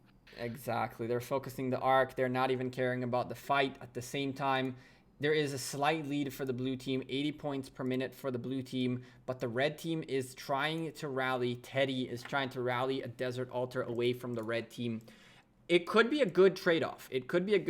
16 minutes remaining. If this Ark goes in the favor of the blue team, but the red team managed to take an altar back and hold on to that altar, there is a slight possibility. Although it would be only really about 1,500, 2,000 points with that altar if you hold on to it the whole time. I think that anyone picking up this Ark is probably going to win this matchup. There is 16 minutes remaining, and so if this Ark gets delivered fast enough, one more will spawn. But the likelihood of that happening is very low because of all the presence we're seeing right next to the Ark. And with that being said, red team back in the lead by just a slight. That's what I'm seeing. Tell me if I say something wrong. In my client as well, Yeah, I see about 400 points in the favor of the red team, who are losing right now the point per minute game on my screen, 590 to 510. And so that little lead will really quickly dissipate if the red team cannot get a little bit of extra points per minute back or take away some points per minute from the red team. From the blue 2 minutes, they will get the points from their Shrine of War. So I think they are fine. They are pretty even. But in this stage of the game, you really want to make sure every of your troops is doing something. And if it's only taking provisions, you really something and not defending some buildings like outposts or so. The you madness really want to be where the action is. The madness that is something Bloodlost just lost their Shrine of War popping on my screen is just the epitome of I don't know, but blue team making their way towards this desert altar with the Ark of Osiris. Now here's the thing, right? This desert altar there was an attempt to contest for it by the red team, which seemed to have failed. The red team can still take this Ark and straight shoot it down towards their Shrine of War. There's still plenty of space for this Ark to move. However, if this Ark makes it into the desert altar, there's 14 minutes remaining, and the red team are going to have to figure out how to close a 3,500 point gap with the blue team. Unfortunately, with 14 minutes remaining, that is going to be so tough. That is going to be such a tough thing to do that, again, blue team are barely less than 100 points behind. They're gaining, even though in a moment we should be seeing the Shrine of War going in favor of the red team and the gain stopping. But with this Ark making it into the desert altar, it seems like this could potentially be the end. This could potentially be the end. And at the same time, the blue team is doing a pretty good job at distracting the red team at their obelisk. They're having a big rally. That rally is losing by damage, but it's really a threat. It is making LO port. It is making them move. It is making them put troops on they here. Are now disbanding the rally. Okay. That was the plan. The plan was to have the rally distract until the Ark was secured, and once the Ark was secured, there's no point in keep losing troops. Let's just get out of here with what we have available still alive. And so SHZ just seized control of Bloodlost's outpost of Iset, is what says on my screen, which is fantastic. But the distraction was really solid by the blue team. It was really solid, and honestly, do we call it a GG yet? 7 minutes until an Ark spawns. If the red team managed to hold on to the points per minute game like they are right now and do put all their eggs in the basket of the last Ark, there is still time. But blue team, aware of this, are probably not going to let this happen. Red team are already owning the center very much. And they're sending more and more troops into here. This is like their last hurrah. This is their last chance. They have to hold on to their buildings, and they have to get this Ark of Osiris to come back from behind. What are the names of these alliances? This is LO against ROL. It's Rise of something of Life, I saw. Versus Lightning Order. Lightning Order for LO, and ROL are Rise of Legends. Okay. So Rise of Legends is from Kingdom 4 and LO is from Kingdom 8. So these are veteran kingdoms. These are kingdoms that had Ark of Osiris from day one. 120. LO is from Kingdom 120. What's up, Miros? Yes. Now LO got a sneaky outpost of Iset. Which is a very good thing for them, because right now they took away 30 points per minute from the blue team. They're gaining a little bit of a momentum, a little bit of extra points, which is everything they need right now. Blue team, though, are not going to let the red guys go all in on the center. They're going to make sure the red stay humble and keep troops inside these buildings, or else Sky Altar might fall to a solo march trying to hit it. All of the red team are focused on the center, and a rally making its way to the Sky Altar, plus this solo march by David hitting the Sky Altar. If the Sky Altar falls, I believe it could be GG, but just the same way as I say that, the Sky Altar on the other side is being swarmed by 2 solo hits. It looks much less successful than the Sky Altar that belongs to the red team, which is about to go down. And when that happens, now the red team are down by 120 points per minute, giving the blue team more and more time to gain and gain and gain. The difference in value, by the way, between the arcs is only 500 points. And so if the arc has 5 more minutes to go and the blue team is 100 and some points ahead, this arc might be insignificant. However, they're not that far ahead. They're only 10 points ahead because the red team are still taking outposts, are still being a nuisance, are still trying to claw out of this bad situation against ROL. But still, you have to keep in mind that the Sky Altar will give points in about 2 minutes. Correct. And that's where the comeback is going to be real. They get the Shrine of Life, so it's kind of a trade. It's a bad trade for the red team. It is a bad trade. It leaves them at 70 points behind. It's still not the worst thing possible. But really, the one thing that red team needs to do is they need to start gaining on blue. If they manage to gain on blue just for a couple of minutes, it's everything they need to make sure that this Osiris is, the Ark of Osiris is what wins it for them. Look at the center though. The next Ark of Osiris is 3,500 points, right? No, this is the 4th one, so it's 4,500. 4,500. Ooh, correct. Okay. 4,500. But the thing is, the blue team picked up the previous one, which was 4,000. So they were very even. And now what blue are trying to do is they're trying to gain that 500 and more, so that even if the red team do take this arc, they can still win this. And so you can see right now the difference between them is less than 4,500 points. Blue team is doing whatever they can to make it above that number. Because once they can make it above that number, that's when they can breathe comfortably, knowing that the arc is not going to be the what beats them. But remind you, provisions can still come in. Provisions in the next 8 minutes can still come in and give points for the red team drastically.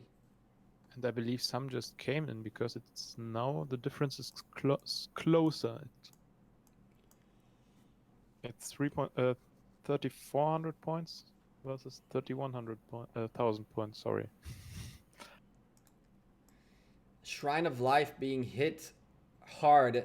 It's still ticking down. 36 seconds remaining until the red team gets points out of it.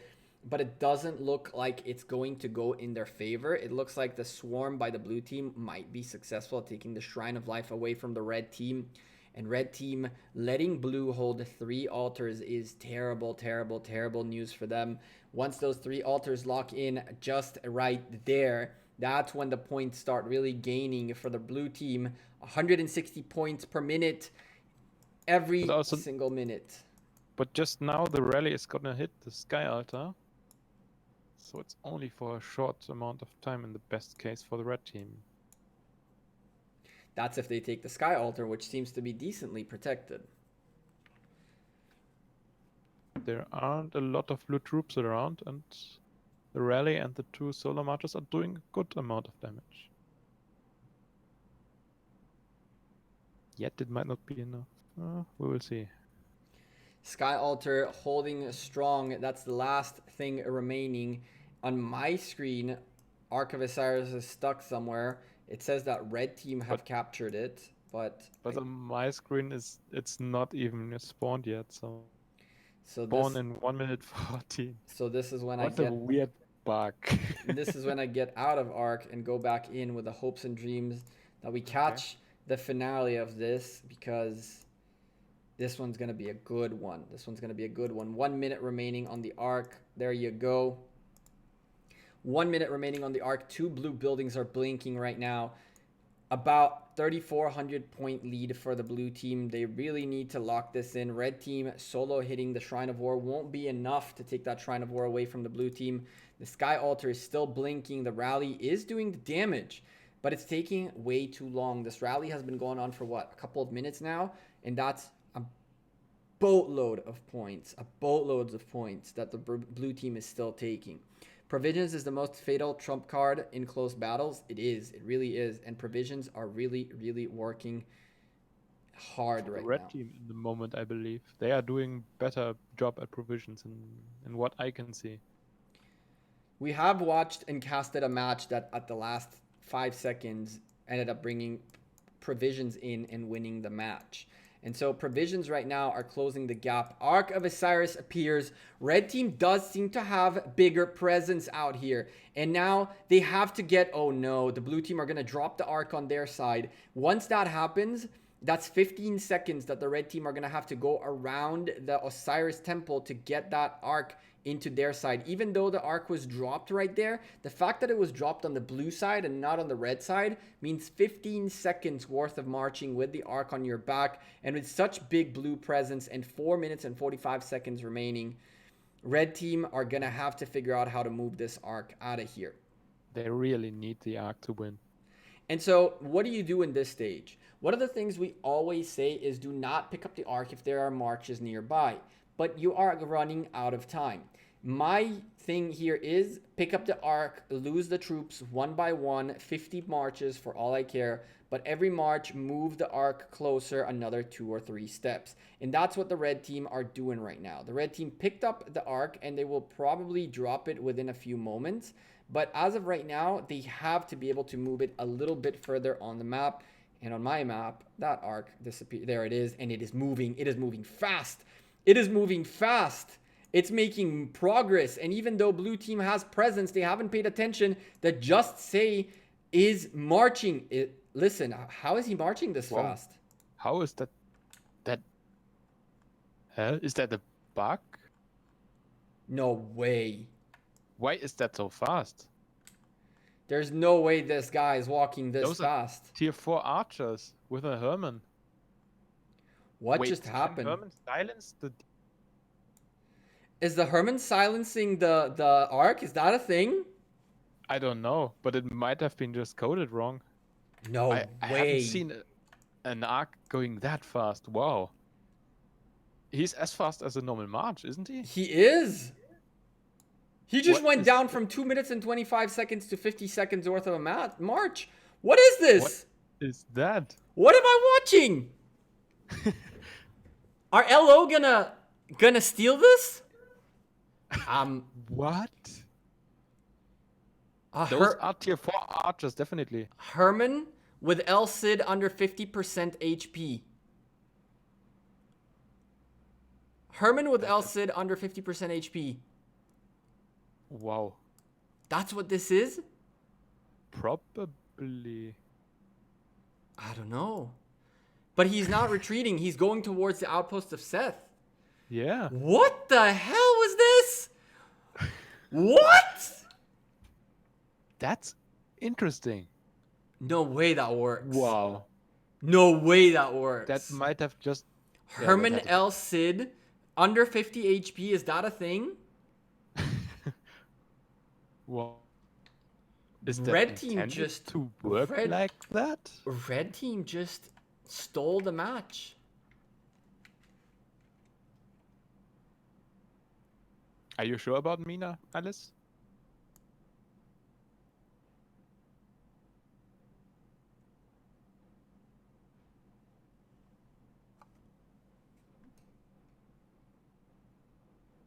Okay. Interesting. Now this march is... Can we figure out somehow what the secondary commander is?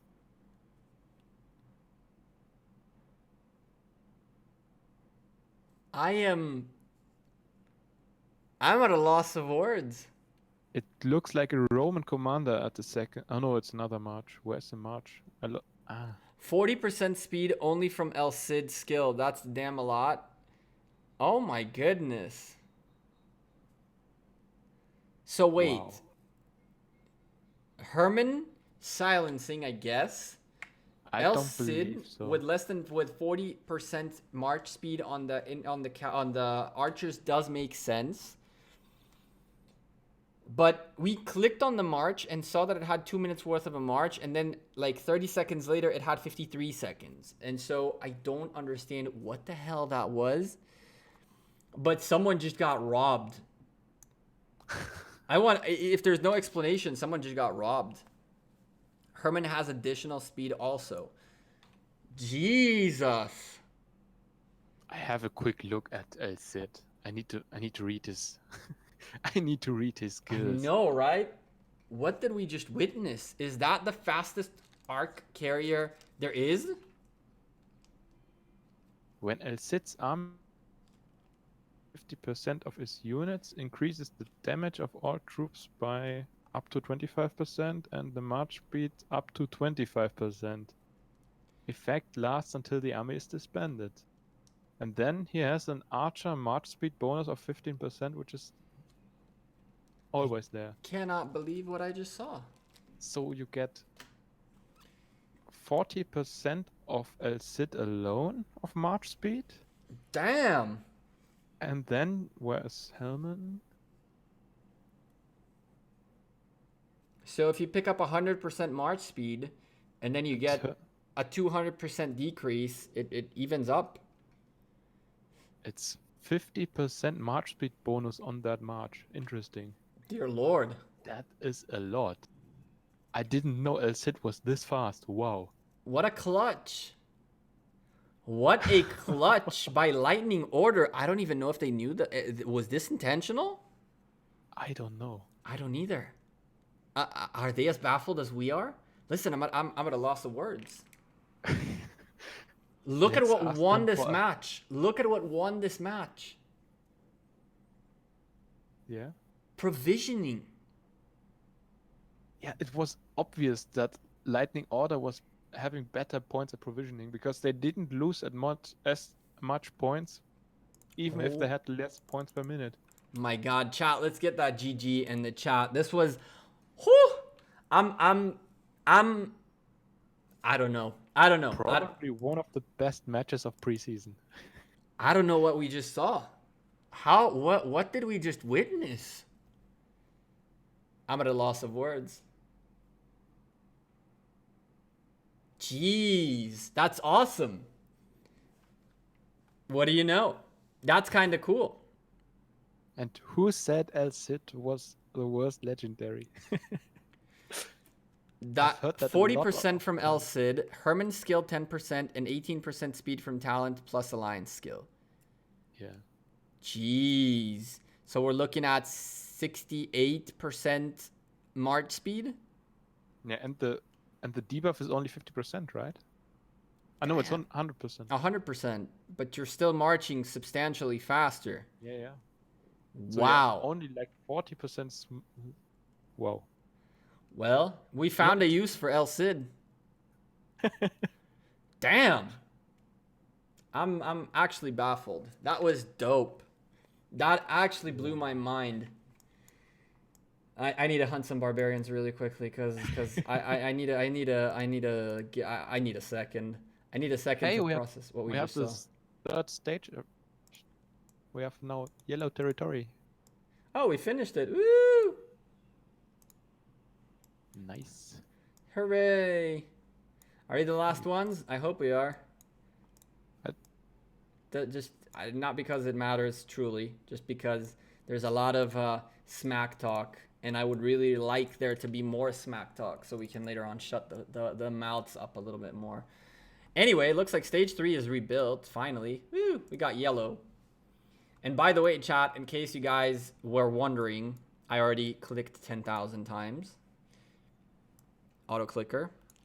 Trust, it works. I mean, BlueStacks, my emulator has some tool which is inside it, so you can just press some buttons on the keyboard. Let me ask you this: what do you think about picking up? I don't need the epic sculptures. Are useless for me. I just took them. You never know when the new epic commander will arrive. Bro, I have over 700 of them. Same, but yeah. But do you need the resources? I don't need the resources, to be honest. Yeah, but it's worth more than a minute worth of speed ups. Are there a minute worth of speed ups? I've read that that you get the resources anyways. No, you get 1 minute speed ups apparently. Okay. I don't know if it was like that last time. I don't know what it is this time Yeah, I around. think it was intended to change, to be honest. I don't know. I don't know. Anyway, it's whatever. We chose yellow. Cool. Yellow is good. And we aren't the last one. There's still orange not picked yet. Yellow is good. Yellow is good. All right. So at 8:45, this opens up.